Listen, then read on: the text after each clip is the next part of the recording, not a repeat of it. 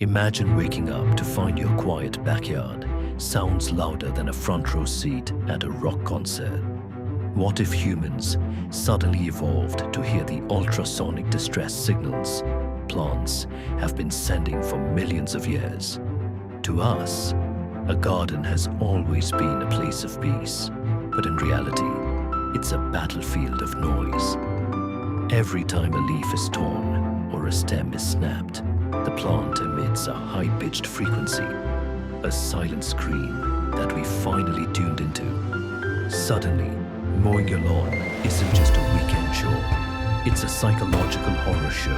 As the mower blades spin, thousands of blades of grass shriek in a synchronized chorus of agony so intense it could shatter your nerves. Walking through a forest would become a sensory nightmare, with every snapped twig and trampled clover adding to a deafening cacophony of survival. But the real shift happens at the dinner table. The ethics of food are completely rewritten when your fresh garden salad starts wailing the moment your fork touches it.